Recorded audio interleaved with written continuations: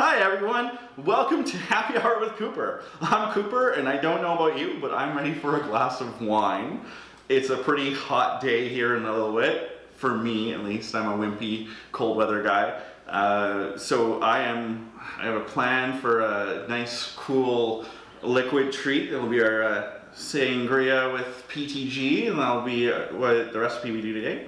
The rest of our segment will be focused on a couple of our spring sale wines. So for our spring sale, we will be doing Chardonnay in 2018, Pinot Gris 2019, the PTG, and our Meritage 2017. And that'll be the sales on full cases of each of those.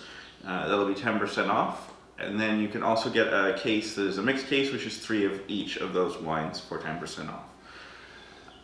So that is our spring sale, and it ends on the 27th of April. We're really excited about that. Get it while you can. Hi everybody. So please, let me know who's here and who's in the chat and where you're from, so that I know that I actually have viewers today. Our first thing we'll be doing is we're going to talk about the Chardonnay 2018, which is something that one of the things that drew me here is our Chardonnays. I absolutely love this wine. I think it's pretty damn cool. So let's get started. I've already poured myself a glass. You can tell that I may be a little bit ready for some wine.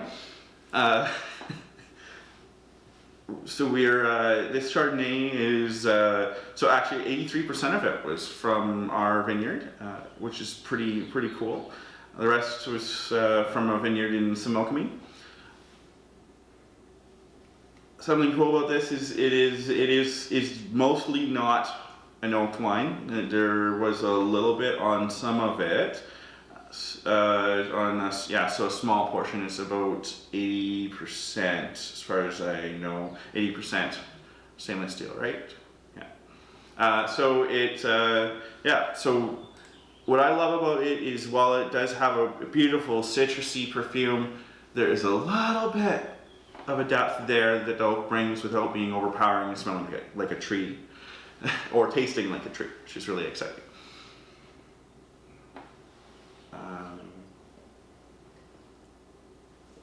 You guys may notice I don't have a spit bucket this week. I got tired of it. There will be no more spitting. Enjoy watching me drink. So what's really cool about this Chardonnay is as it kind of warms up a little bit, yes, it's nice cold, but I like how it gets a little bit softer and a little bit more elegant as it warms up. It has a fair lemony citrus profile right on approach when you first taste it.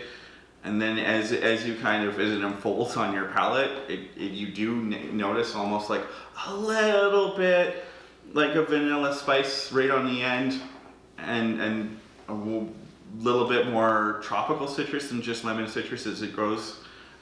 I think it's different than what your traditional Canadian Chardonnay is, which is really cool, and it's definitely not an oak bomb. A lot of people these days are a little bit averse to oak bombs, and while I think they have their place, I do, for my afternoon hot weather drinking, I just love a Chardonnay that has a lot of citrus. I would love to hear what other people are drinking, and if people are enjoying themselves so far. Yeah. So,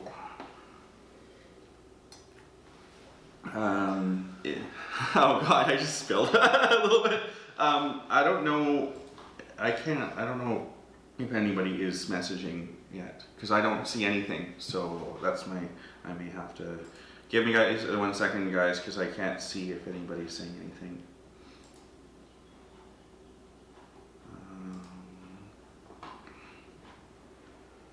That's really weird.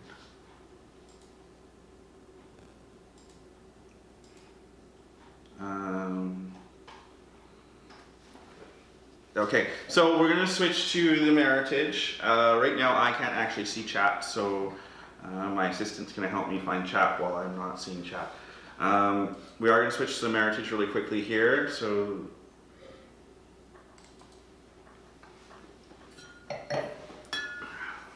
Awesome. Oh, hi everybody. Okay, now I can see you all. This is exciting. Okay, makes me feel much more loved than I was feeling a few seconds ago. Okay, so we have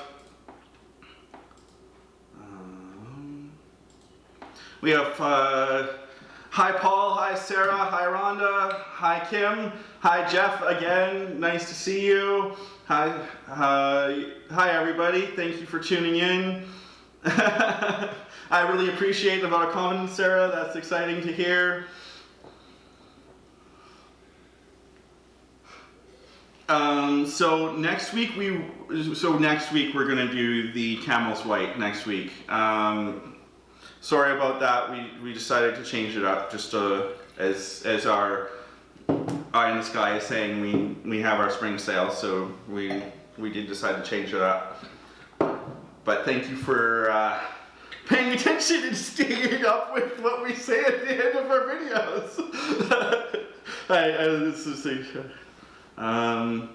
So next thing is our Meritage 2017. So the Meritage 2017, a lot of you who are members will probably have already had this. The Meritage 2017 is a blend of mostly, so 65% Merlot, 24% Cab Sauv, and 11% Cab Franc.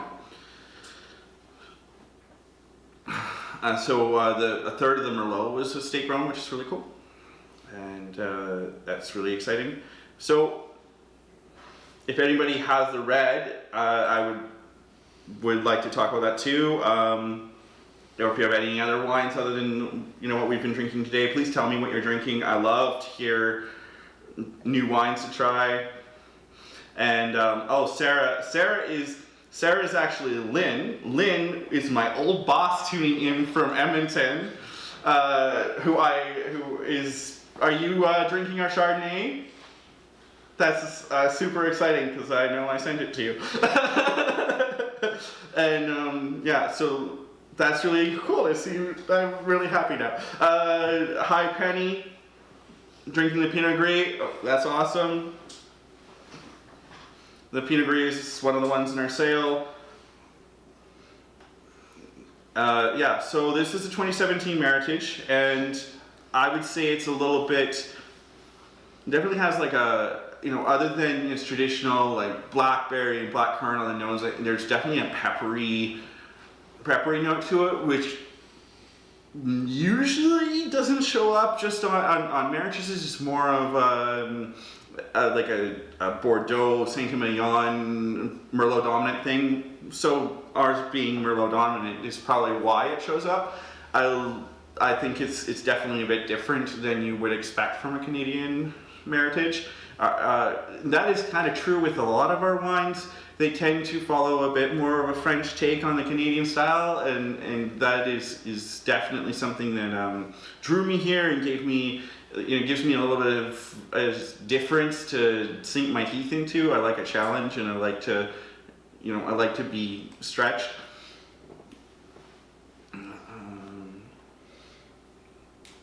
I'm gonna take a sip. I really like this wine. This Meritage is super cool.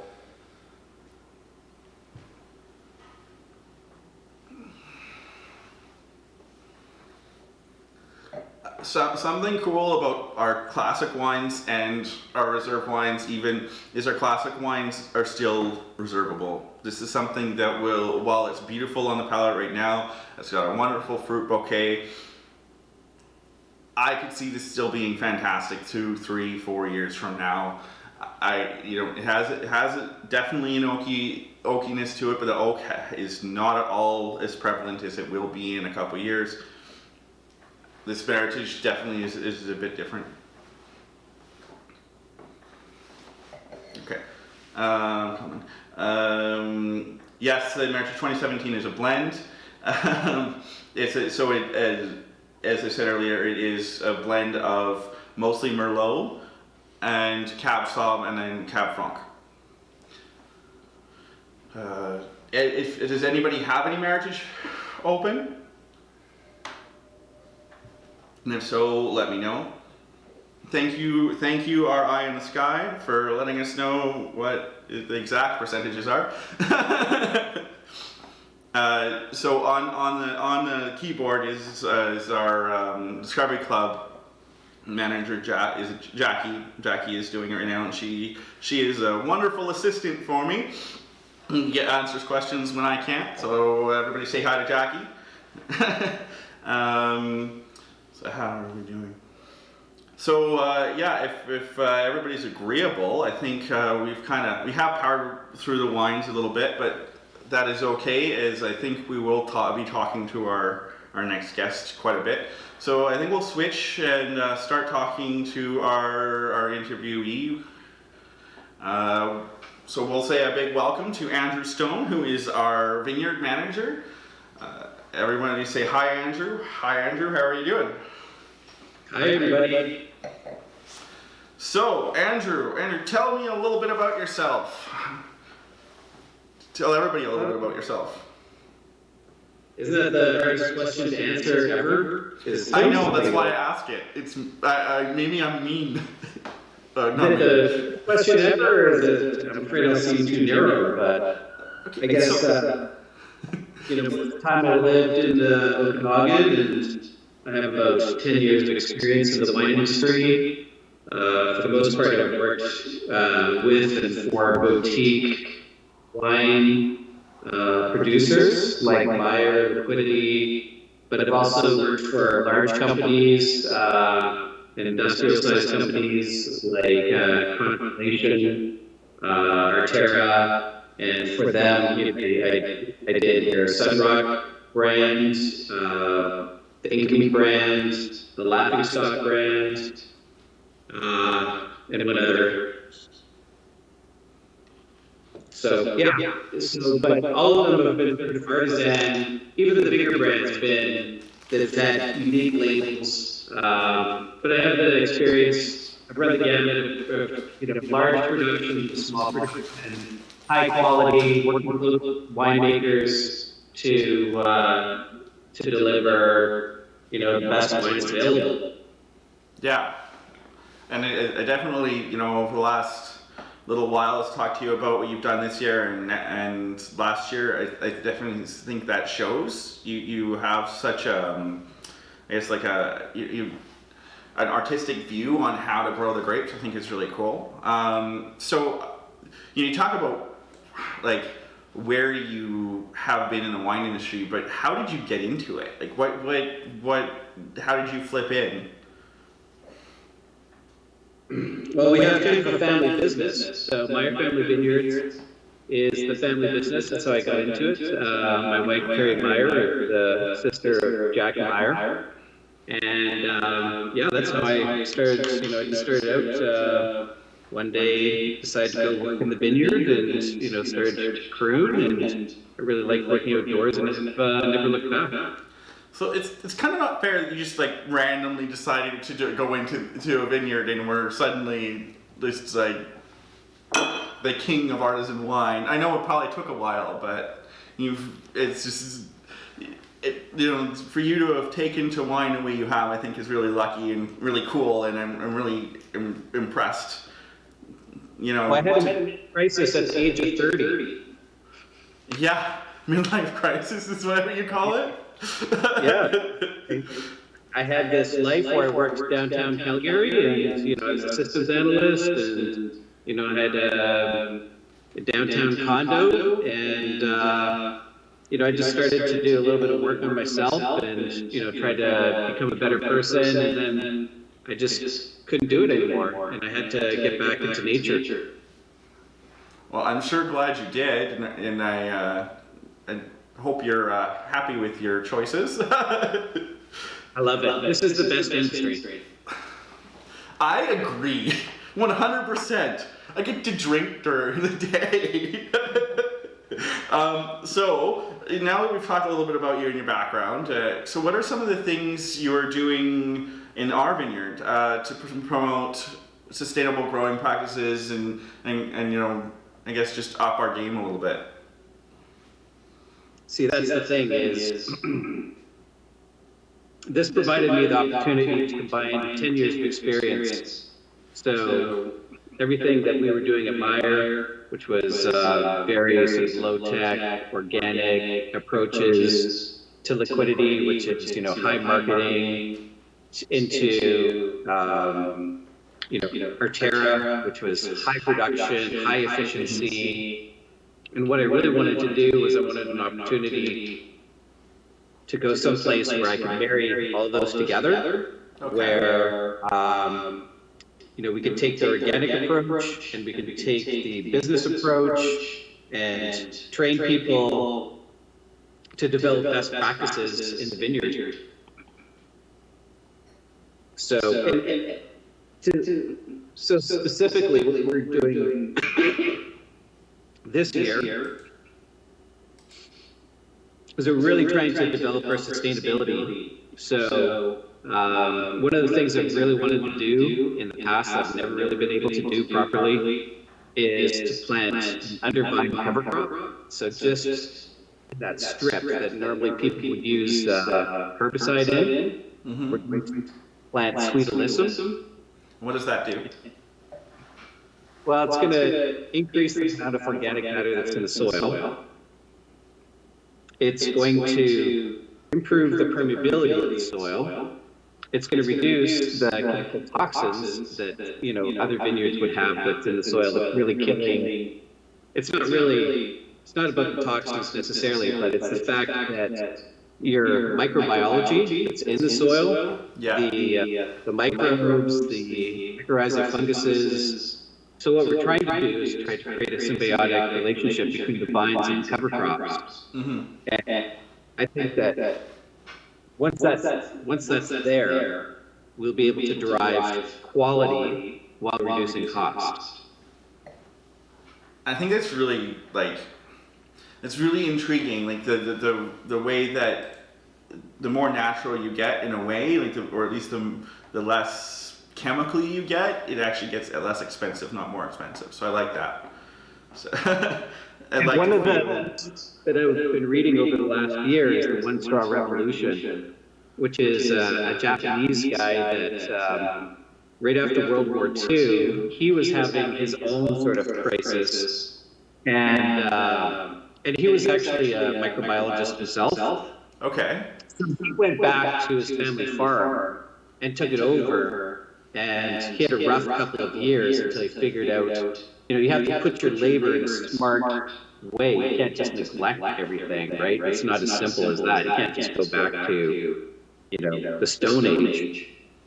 But how do you create a system in which one thing develops into the other thing that develops into the other thing that reduces your diseases, which reduces the amount of work that you are not wanting to put into the vineyard, which allows you to put the work into the vineyard that you want to do. But he was working on rice and orchards. But nevertheless, it's a very old book.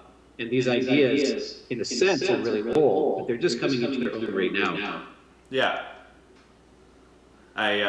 So the last little while I have been looking more into rice wine, and that's something that's really big in the rice wine industry right now. Is they're touting his methods more and more, or versions of it. So I think that's definitely really cool to hear that you're also paying attention to that. So we've talked about sustainable growing, but I also kind of wanted to chat so we have quite a few different varietals on our property, and some grow, better in some areas or with different soil types. Not everything grows the same way. So what are some of the things like a vineyard manager can do to at least balance that out? Especially if our climate starts to shift, or at least our weather in the year starts to shift a little bit, to balance, to go towards one varietal. What can you do to I guess help the others that aren't so happy? That's a good question. Well, I guess the number one thing that we try to do is try to develop the vineyard in the right way in the first place. So to make sure that the right variety is in the right location, that's in the right soil, and then to also have a little bit of diversity within that, so that if one day or one week it's a little bit hot, then you get something from one variety, and then if it's a little bit cool, you get something that's good from other variety. But we do a lot of work on, let's say that you have a Pinot Noir, or a Riesling, or we're going to grow rosé. It doesn't really matter what the deal is, but let's say you're in the middle there, right? So if it's a cold year, then you have to make that determination of whether you can keep all of your fruit, or whether you have to sacrifice your fruit to get a riper, an earlier ripeness. Yeah. So let's say that we decide that we don't want to remove a lot of fruit, but we can increase the amount of sun that strikes that fruit, but we have to do it in such a way that it doesn't scorch the fruit. So we'll do some leaf removal. So Pinot Noir, it's kind of famous. On the morning side, you would do a 70% leaf removal. And on the afternoon side, you would do a 30% leaf removal. Yeah. But it's a cold year, we might go 70-70 or 170, and then the other thing that I would potentially do is be a little bit harder on deficit irrigation in order to get it to ripen a little quicker. Okay. So deficit irrigation meaning less water? So deficit irrigation is the time right after fruit set where we want it to stop growing vegetatively. So we reduce the amount of water that's in the soil, and we start the vines of not only the water, but of the nutrients as well, to force them to artificially slow down and stop. And at that point, we give them just enough water that is sufficient for them to develop the fruit, the roots, and everything, without having them kick off into another vegetative cycle. Okay. And that reduces their workload. Okay, so Andrew, I just wanted to, Rhonda wanted the exact name of the book that you were talking about. Can you say it again? They're having trouble, a little bit echoing, so if you can make sure you say it clearly. The book that I was referring to? The Japanese text. The One Straw Revolution. One Straw Revolution. Yep. Okay. One straw, everybody. One straw revolution. Okay. Awesome. Thank you, Andrew, for that. And okay, so I do want to talk. So, what do you, over the you've been here almost a year and a half now. So, what are you most excited that you've grown so far, or are currently growing? What are you most excited to see bottled? Made into wine and bottled. What's coming up over the next couple years that people should maybe be excited for, or what you are excited for? Well, I think there's see, I'm not very, I want to under promise and over deliver. I'm super excited about the 2019 vintage as a whole. Everything is tasting really good. Yeah. The Merlot is good. The Cab Franc is good. So that means that the red blends should be good. Mm-hmm. I'm super proud of the rosé that we've done. I think that's I like drinking that style of wine. I think James does an excellent job with balancing the Riesling. So all the Rieslings taste really good. I agree on that. James has done an excellent job on the rosés and the Rieslings. I'm still waiting for some of the reds as we're. But I think there's a lot of body, and the tannins are the right kinds of tannins. So, I mean, obviously it's still developing, but from my experience, compared to other barrels at that particular time, it's nice to have that complexity.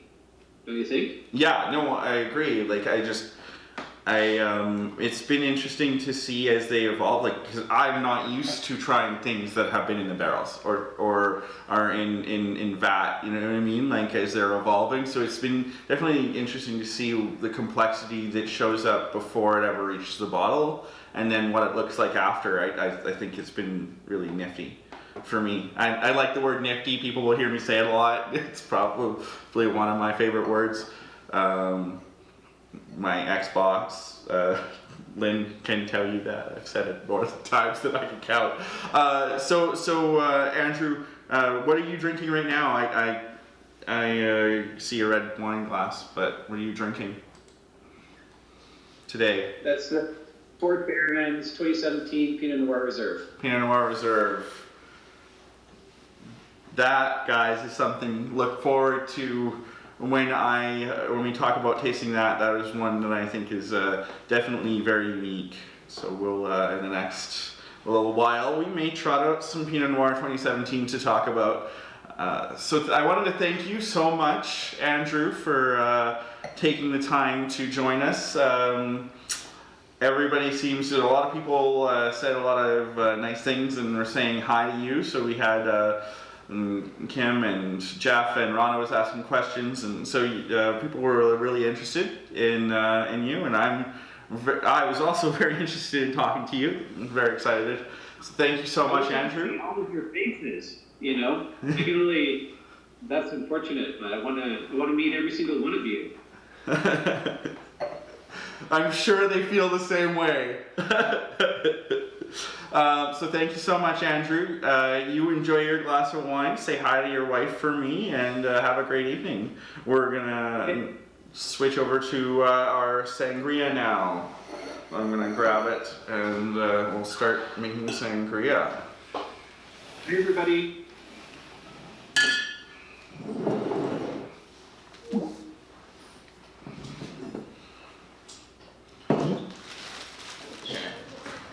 Excuse me while I do a little setup, guys, because we're still working on how to smoothly transition. Okay, so to continue kind of our trend of doing a bit of a recipe, we're going to do sangria. The sangria is going to feature our PTG. Our PTG is it stands for Passé to Grain, and so it's a French style of wine. Passé to Grain are from the Burgundy-ish region, and they combine Pinot Noir and Gamay. Gamay is primarily used in a wine called Beaujolais. Beaujolais is one of the lighter, more fruity, fruit-driven wines the French do. Our PTG is pretty cool in that it does take that style, but it has a little bit more depth and a little bit less overt sweetness to it. It definitely has a nice, bright, refreshing acidity. We have definitely talked about serving it cold a lot. It does show better if it's a little bit chilled, not like cold like a Riesling or some of the other whites, but it definitely does show better. So this is our PTG. It's definitely a good drink on its own. It has a lot of nice light cranberry and strawberry notes to it. However, I'm just gonna, dump it straight into my beautiful jug here. Please let me know if if I block anything, so you're good. So we're gonna dump our bottle of PTG. Now I have a recipe on the side. That's for a 1 bottle of wine. Now when it comes to sangria, more is better. So we tend to do, I tend to do 4 bottles of wine when I'm alone at home. But we're trying not to get too, hammered today. So the first thing we do for it is the PTG.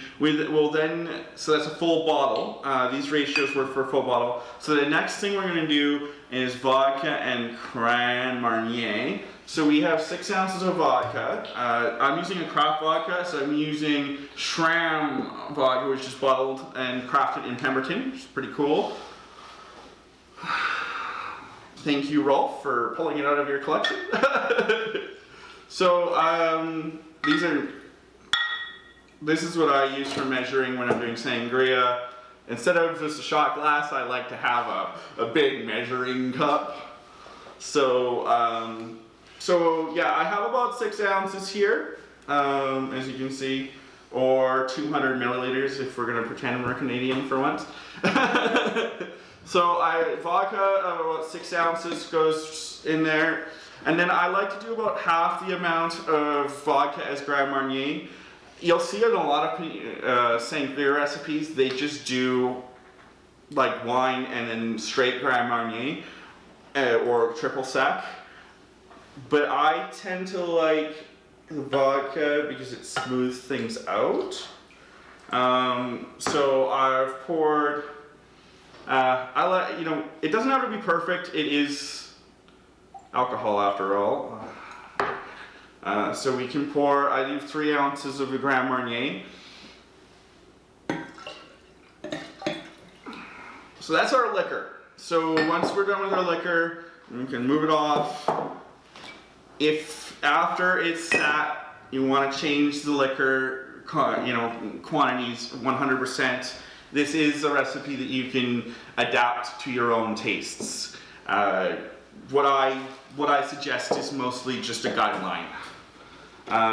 So the next big thing will be orange juice. So I do about 6 to 8 ounces of orange juice. It depends on your vodka. Some vodkas will have a little bit more of a burn to them, so if they have more of a burn, you definitely want to use more orange juice.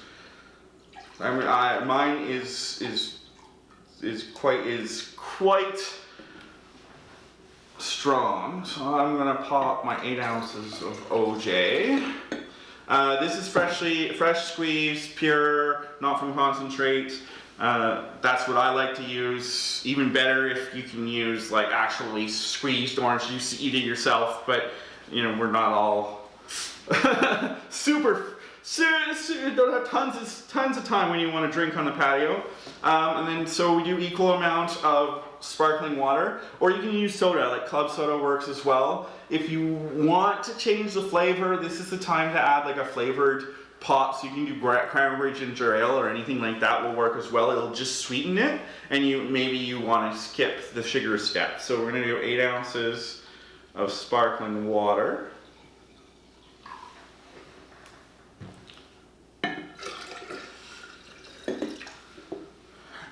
So that's our liquids.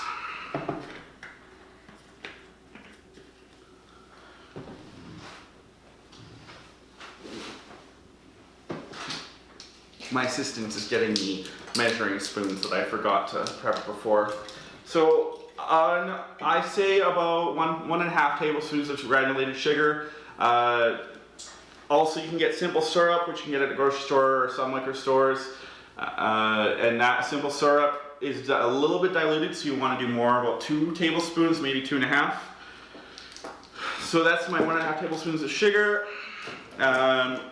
Next thing we'll do is we want to put orange slices and our frozen fruit and our berries.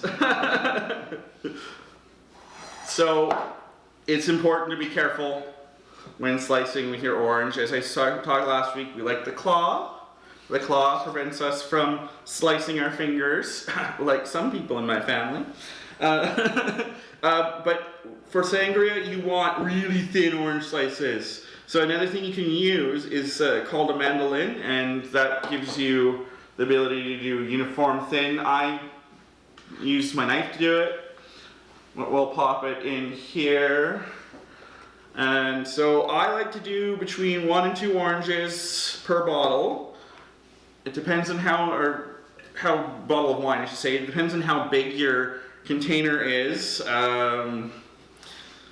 We definitely have a smaller jugs here, but I like the big, like 20 liter jugs that you can just pop out with a bunch of ice and drink all afternoon.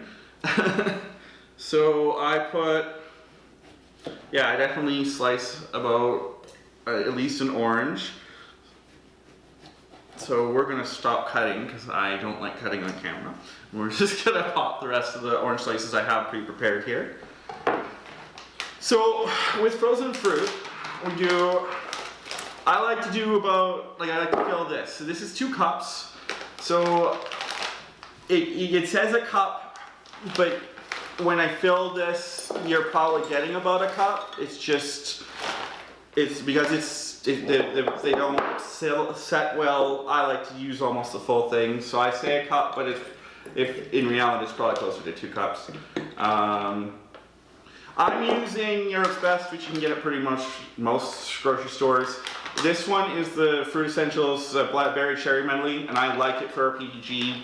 I like things with more cherry or cranberry for our PTG when you do sangria.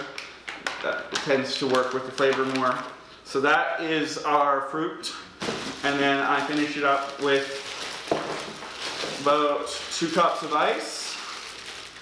Now, what this is going to do, the ice just helps it chill faster, and honestly, you do need to dilute things a little bit.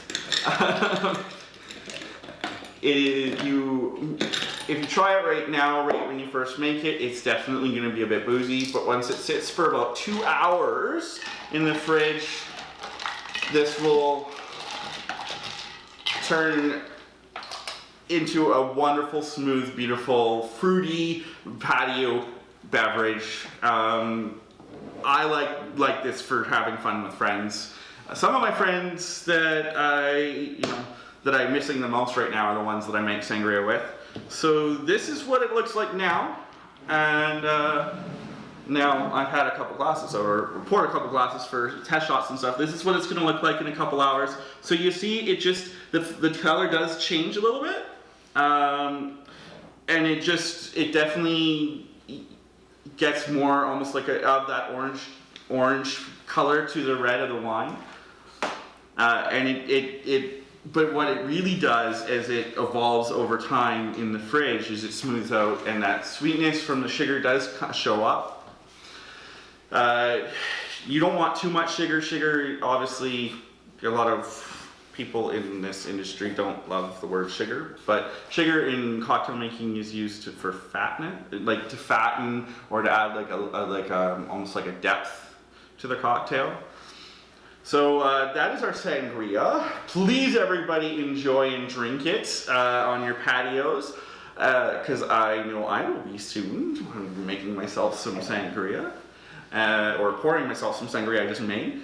So everybody, that is me today. So next week we are going to be tasting the Camel's White 2019 that just got released, and our Cab Franc 2017, which is one of our highly awarded reds, is doing such a good job. And then for interviewees, we're going to be talking to some of our local great growers and people from the local community that are definitely integral parts of our business and our community. So thank you everyone for tuning in, and if you enjoyed this show, please subscribe to our YouTube channel and give us a like and leave a comment below. This was Happy Hour with Cooper, signing off. And Paul, before I sign off, Paul wants to know what the sale is. The sale is 10%. 10% off cases of the following, full cases only. Pinot Gris 2019, Chardonnay 2018, PTG 2018, and Meritage 2017. You can also get the deal on a mixed case, which is 3 bottles of each. And I really love it. I like all wines in it, and I'm super excited for you guys to try them as well. I should remember that taxes are not included. They come after. Have a nice day, everyone. Thank you, Lynn. Thank you, Kim. Thanks, Jeff. Thank you, Paul. Thank you, Rhonda. Bye. You were amazing.